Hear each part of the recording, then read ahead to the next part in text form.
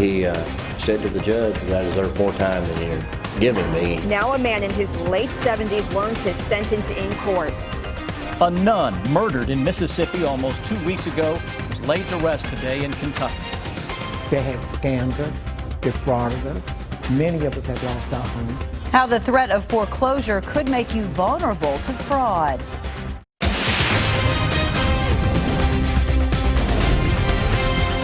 This is WKYT News at 5:30. Good evening and thanks for watching WKYT.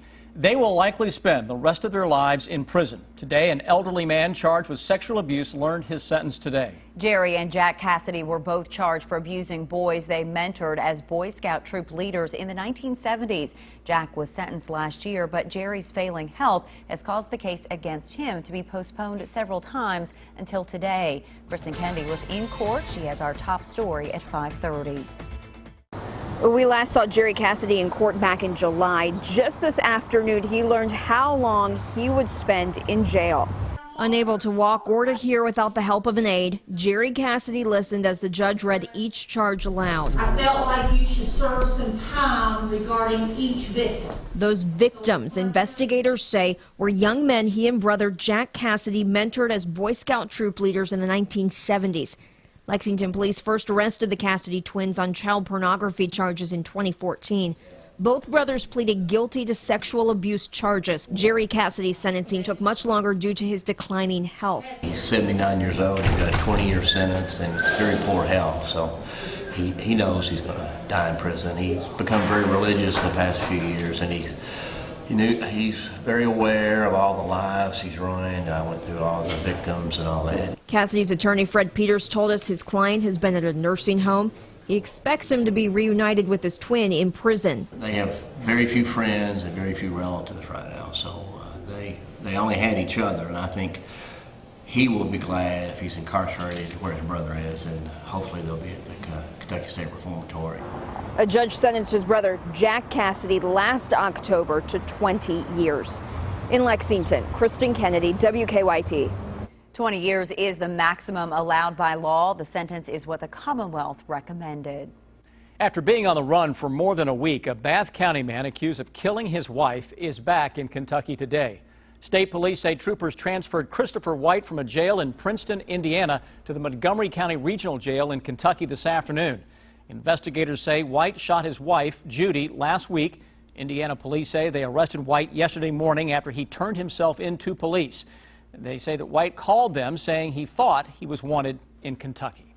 Nearly 2 weeks ago, 2 nuns were murdered in Mississippi. Today, one of the nuns was brought back to Kentucky to be laid to rest. Sister Paula Merrill was a member of the Sisters of Charity of Nazareth and has been working at a health clinic in Mississippi. Hundreds of people attended the funeral today, and our Hillary Thornton shows us how she's being remembered.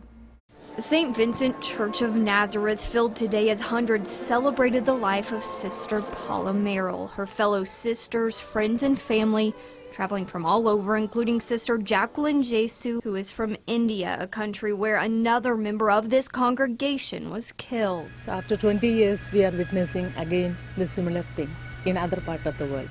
However, the tragic deaths of Sister Merrill and Sister Margaret Held, murdered last week inside their Mississippi home, not the focus of the funeral mass. Sister Merrill was a member of the Sisters of Charity of Nazareth based in Nelson County, a congregation she joined 50 years ago. Sister Merrill worked as a nurse practitioner in Mississippi alongside Sister Held, the nuns dedicating the last couple decades of their lives to serving the underprivileged in their Mississippi community. And through this, all her fellow sisters, friends, and family who came here to say goodbye say they are focusing on the good instead of the bad. If there's any good to come out of this senseless tragedy, it is that 2 humble, small lives in a very small place that we all ignore can be shown and demonstrated to all these people so that, we can inspire other people. Hopes that the legacy left inspires others to follow their quiet and humble but impactful work. Just go out there and help someone. Just be kind to someone. I mean,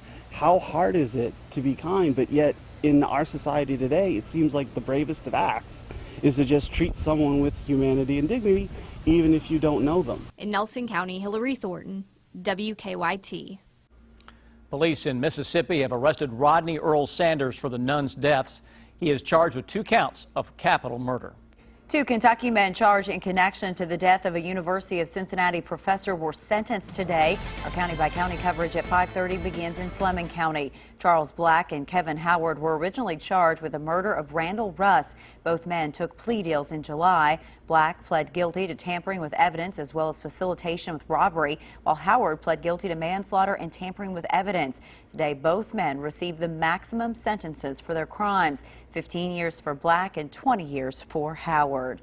In Pulaski County, a man is facing several charges after police say he led them on a chase in a stolen vehicle. Somerset police say 24-year-old Kenneth Webb Jr. led them on a chase into Lincoln County in a stolen vehicle before driving it into the woods, where he jumped out and took off on foot. Police were then able to locate and capture Webb with the use of a police aircraft. Webb now faces several charges, including fleeing and evading and reckless driving. Labor Day weekend is upon us, and it's starting to feel just a little like fall here in the Bluegrass. We're looking at plenty of sunshine and lower temperatures for the holiday. WKYT Chief Meteorologist Chris Bailey joins us now with an early look at the weekend forecast. Yeah, fantastic out there on this Friday. And for folks heading out to high school football games here in just a little bit, man, you hit the jackpot this evening. Look at the numbers out there. A lot of mid to upper 70s showing up across the entire area. Just what the doctor ordered, the weather doctor ordered. 70s across the entire Ohio Valley. It goes all the way into the Great Lakes, the Midwest, everybody getting in on a little taste of the good stuff as we roll our way into that holiday weekend. A little cloud cover rolling in as well across southeastern Kentucky. That's actually on the outer edge of what is now Tropical Storm Hermine across parts of the Carolinas. That may emerge back into the open Atlantic off the coast of, let's say, Hatteras about 24, 36 hours from now, and may menace parts of the mid-Atlantic states in New England for the next 5, 6, maybe 7 days, if you can believe that. Hermine has been on the map a long time. It's still got a way to go. Steam is coming back as we go into next week, but that comes after a very, very pleasant holiday weekend. We'll show you the downs and the ups to the 7-day forecast in a few. The owner of a mortgage brokerage firm is behind bars after admitting to lying to distressed homeowners on how to avoid foreclosure. Instead of helping the struggling consumers keep their home, he stole the equity and home right out from under them. My mortgage was close to being foreclosed. Overwhelmed with that, I didn't know where to go, to whom I could turn, and all of this. Then Billy Turner saw this ad in a Penny Saver flyer. Stop foreclosure. Stop all of your mortgage worries. So Billy Turner contacted Direct Money Source and met face-to-face with the CEO, David Singui.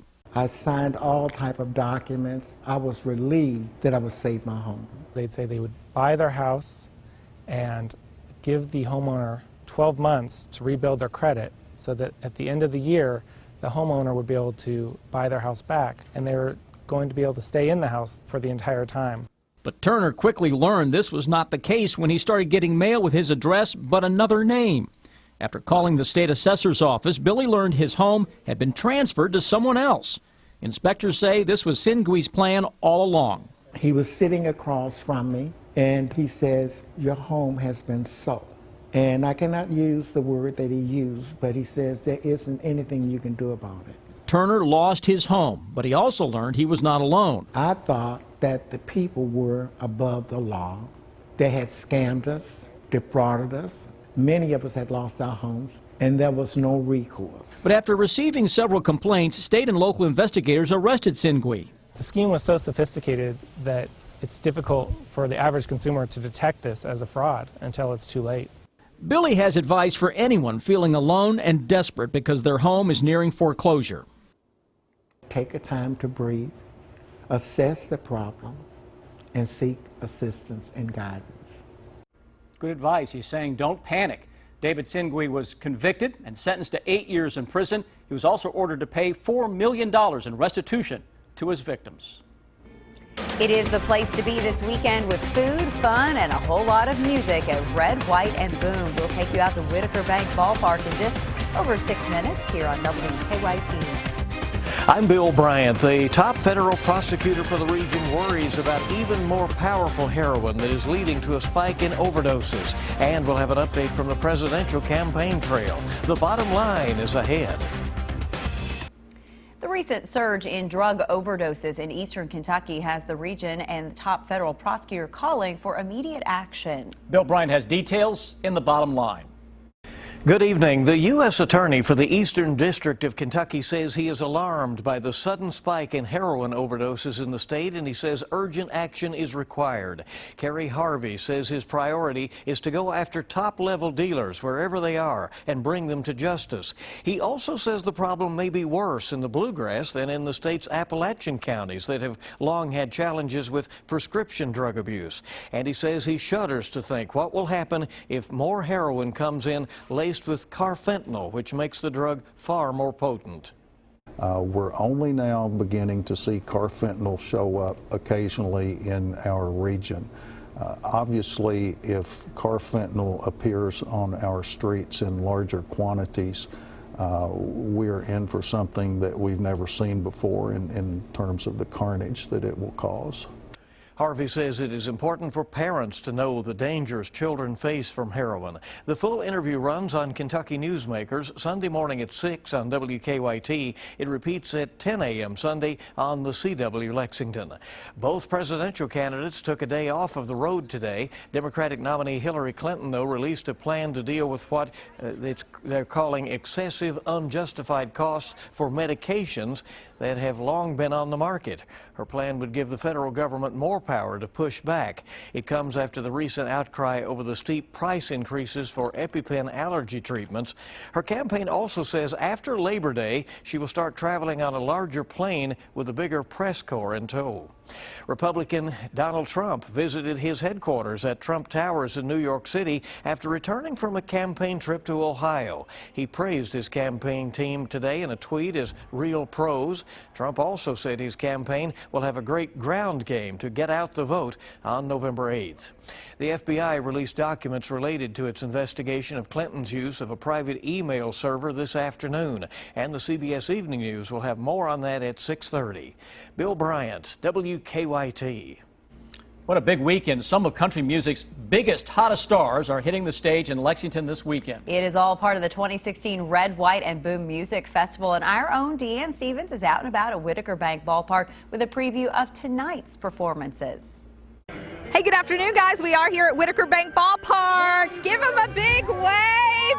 How about this weather? It is a beautiful day out here at Whitaker Bank Ballpark. We've been talking about this concert, this whole festival I should call it, because it's 3 days worth of incredible artists and incredible music for some time now. Tonight's the night. We're kicking things off, and I love that I ran into this family from here in Lexington, Quinn and Frank and Grace.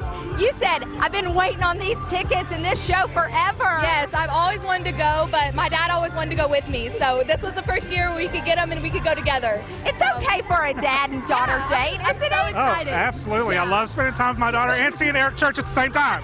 See, this isn't just for the kids, by the way. You can tell we got a little more enthusiasm from Dad. So you want to see Casey, you want to see Eric. Well, I've driven Quinn to school like every day since last year, and every single morning we listen to Casey Musgraves because I have her CD. And she was like, I'm taking you to see Casey Musgraves at Red, White, and Boom. I was like, what?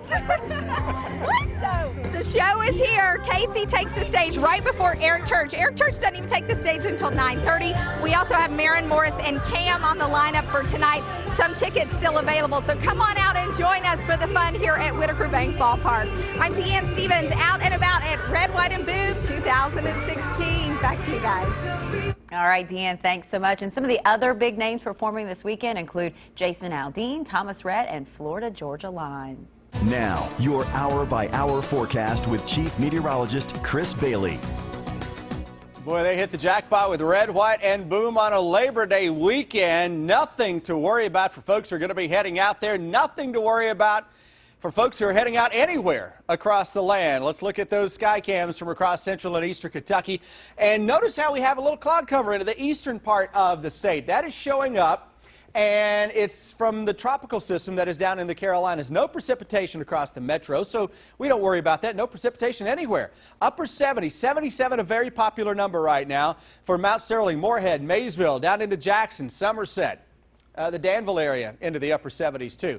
Defender radar network across the entire region. It is dry, but here are those clouds coming from what was Hurricane Hermine. It's a tropical storm, but yeah, southeastern Kentucky, you're getting in on some tropical clouds that are out there. The moisture, though, is on the other side of the mountains, and the track is going to continue to take the rain away from the Bluegrass State.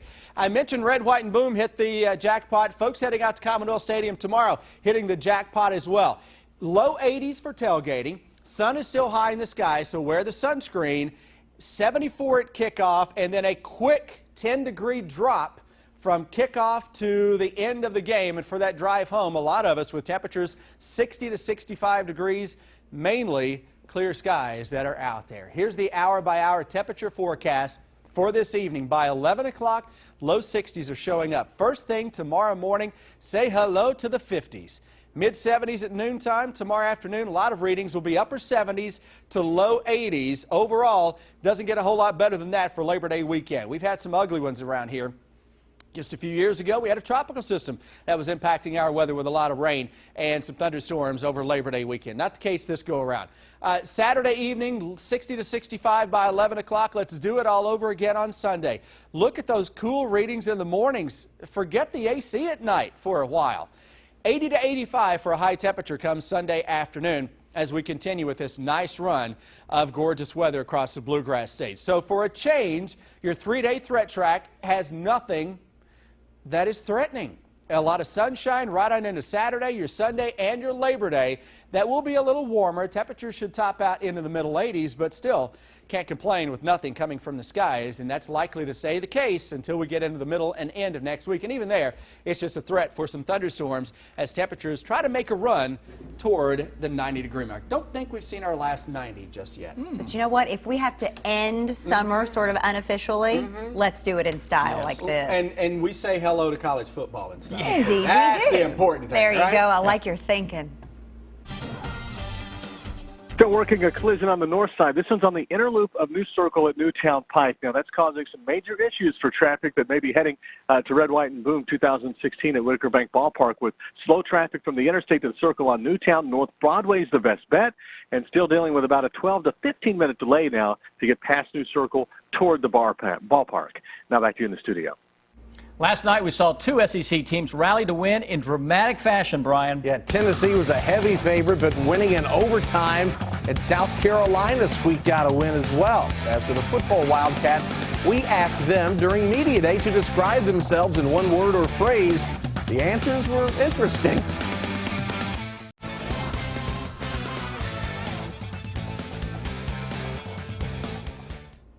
We are on the eve of another season opener for the football Wildcats, so we thought we'd have a little bit of fun. If someone asked you to describe yourself with one word, could you do it? It's not that easy, so we challenged several of this year's Wildcats to do just that. Here is I am. I am dog. That's what you go get every day of the week.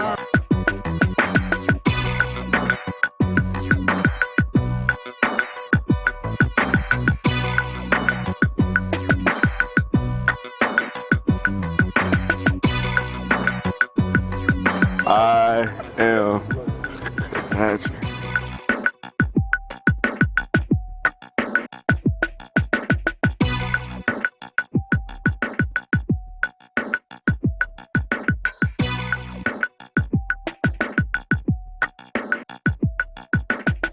I am Savage.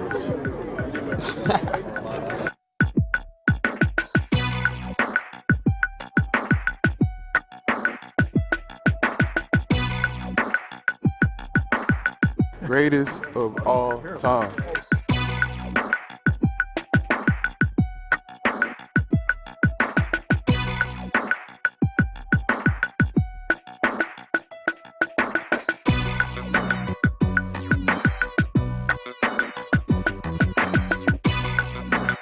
I am sexy and I know it.